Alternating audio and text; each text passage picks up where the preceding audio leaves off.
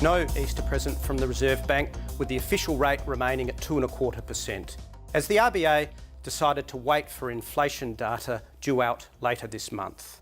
But the market remains convinced another cut is nigh, which will make this easing cycle 3.5 years in duration since the first cut from 7.5% in November 2011. So this now equals the longest duration easing cycle on record, matching the 1990 to 93 period. With all the talk of fresh record low cash rates, term rates have naturally fallen in response, with the 3-year interbank rate below 2% for the first time ever, which is part of the RBA's motivation to keep cutting rates, to support consumers and small business with cheaper borrowing rates amid this low growth, low confidence environment.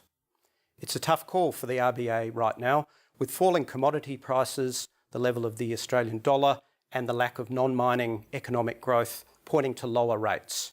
But the housing market remains very hot in Sydney and Melbourne in particular, with auction clearance rates, property prices and building approvals all trending higher.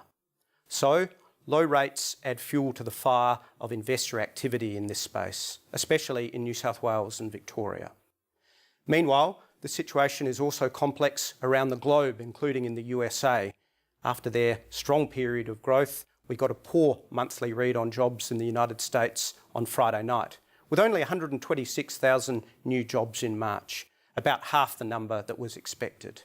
However, their unemployment rate remained at 5.5%, and average hourly earnings rose by 0.4%. So it would be unwise to write off the US recovery on one bad number. But it is all adding volatility to the markets, already on edge about when the US will start to increase their official rates.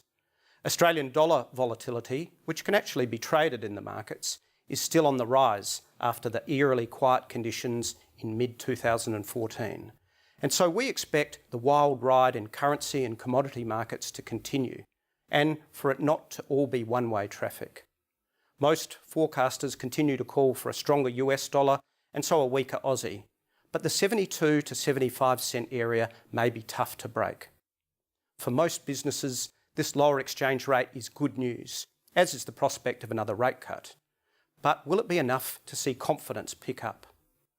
Retail sales data out this month were mildly encouraging, and next week's business and consumer confidence numbers will tell us more. We'll see you soon for the next market update from Bendigo Bank.